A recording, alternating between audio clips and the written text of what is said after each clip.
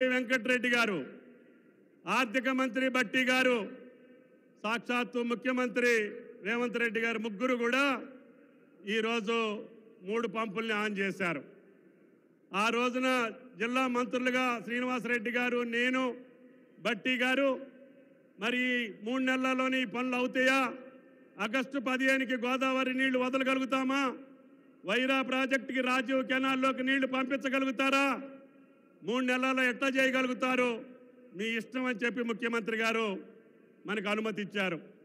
ఆ అనుమతిని అనుగుణంగా ఈనాడు వైరా నియోజకవర్గంలో రామదాస్ గారి ఆధ్వర్యంలో 8 కిలోమీటర్ల రాజీవ్ కెనాల్కి 1 పైసా ఇవ్వకుండా ముఖ్యమంత్రి మీద ఉన్నటువంటి నమ్మకం, ఈ రాష్ట్ర ప్రభుత్వం మీద ఉన్నటువంటి నమ్మకం, మనకి న్యాయం జరుగుద్ది, రహదారి అమ్మటున్నటువంటి భూములు అత్యధిక ధరలున్నా మనం ఈ యొక్క సత్కార్యానికి, ఈ మహత్కార్యానికి, గోదావరి కృష్ణా జలాలు అనుసంధానం చేసేటటువంటి మహాప్రక్రియకి మనమే త్యాగాలు చేయాలి అని చెప్పి ఈనాడు ఆ గ్రామస్తుల్లో ఉన్నటువంటి చిన్న సన్నకారు రైతులు, గిరిజన రైతులు కూడా మా మీద నమ్మకం ఉంచి భూములు ఇచ్చినటువంటి ప్రతి రైతన్నకి కూడా చేతులెత్తి నమస్కరిస్తున్నాం.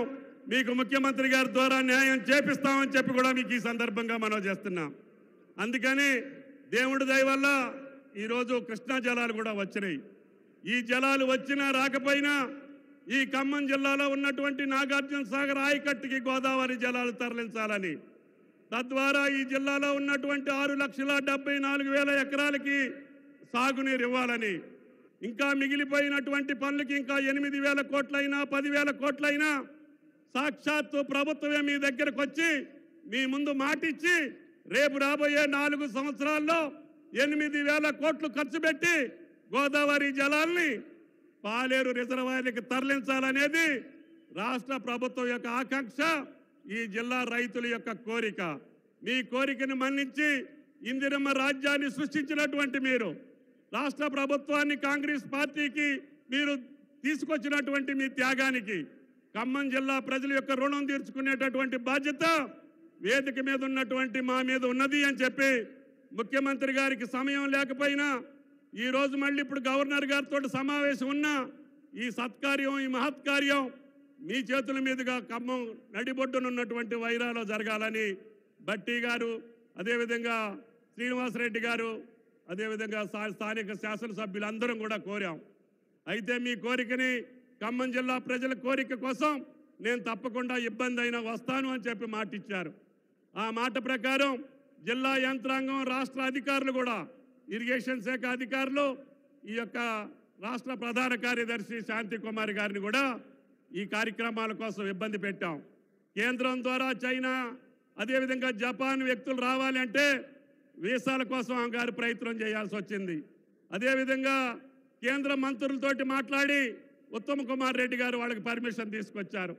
ఇరిగేషన్ శాఖ అధికారులు బ్రహ్మాండంగా అనుకున్న సమయానికి రూపాయి ఇవ్వకపోయినా మీరు పనులు చేసి పెట్టారు. ఈ రైతుల మీద ఉన్నటువంటి ప్రేమ, ఈ ప్రభుత్వానికి ఉన్నటువంటి చిత్తశుద్ధి ఈ రోజున మీరు చూస్తున్నారు. కేవలం 4-5 నెలల కాలంలోనే 600 కోట్లు సీతారామాకి ఇచ్చారు.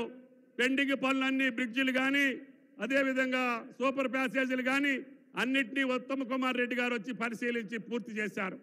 వాటిని పూర్తి చేయటం ద్వారానే ఇవాళ మెయిన్ కెనాల్ 114 కిలోమీటర్లు గోదావరి జలాలు వచ్చి జూలూరు పాట్ టన్నెలకు దాకినాయి.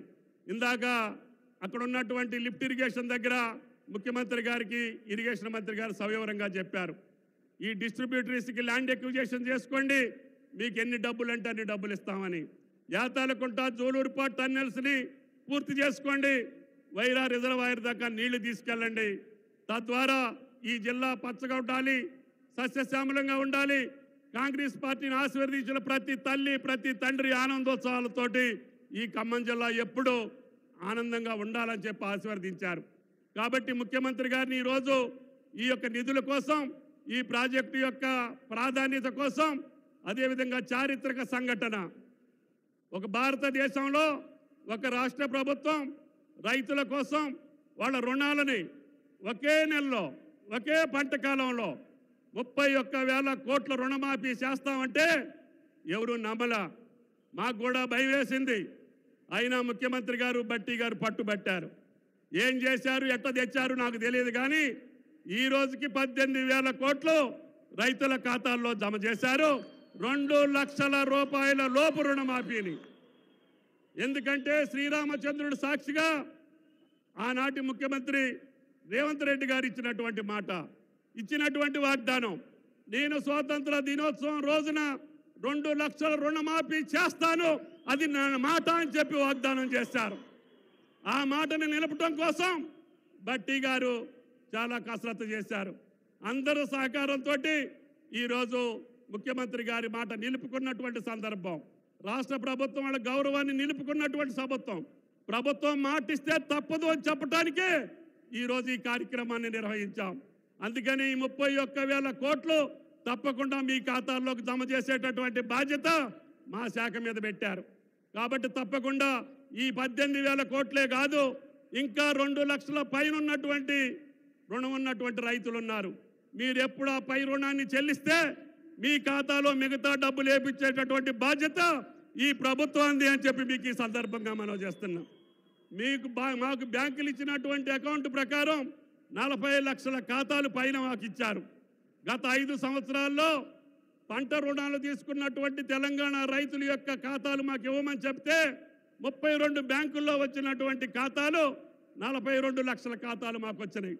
ఆ 42 లక్షల ఖాతాలకి ఎంత డబ్బు అవసరం అవుతుంది అని చెప్పి మేము చూస్తే సుమారు 31,000 కోట్లు కావాలని చెప్పారు.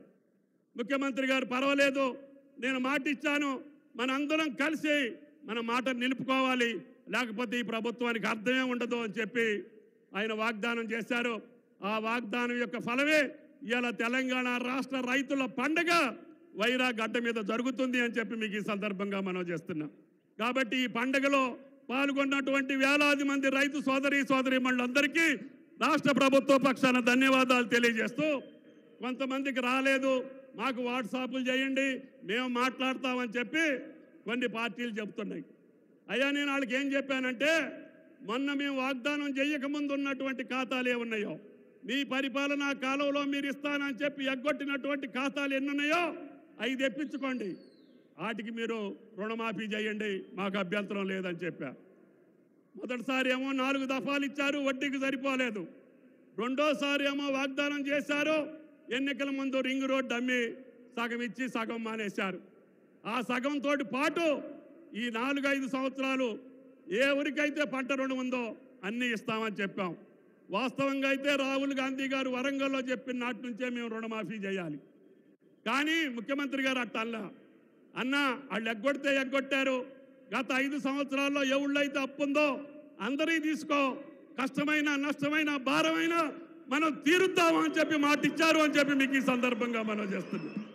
అందుకని ఆయన మాట నిలుపుకున్నాడు కాబట్టి ధైర్యంగా సాహసంగా ఒక ముఖ్యమంత్రి ఇక్కడికి వచ్చి ఆ మాటను నిలబెట్టుకున్నటువంటి సందర్భాన్ని, ఒక పక్క గోదావరి జలాలు ఇవ్వటం, ఒక పక్క రైతు కుటుంబాలను రుణ విముక్తులను చేయటం, తద్వారా తెలంగాణ రాష్ట్ర ప్రభుత్వం యొక్క పాలన భారతదేశానికి మార్గదర్శకంగా ఉండాలని, ఈ పరిపాలన మార్గదర్శకంగా భారతదేశ వ్యాప్తంగా అన్ని రాష్ట్ర ప్రభుత్వాల మీద తెలంగాణ ప్రభుత్వం రేవంత్ రెడ్డి గారి ప్రభుత్వం ఇచ్చినట్టుగా మాకు కూడా 2 లక్షల రుణమాఫీ చేయండి అని చెప్పి ఈ బీజేపీ ప్రభుత్వాన్ని నిలదీసే సమయం ఆసన్నం అవుతుంది.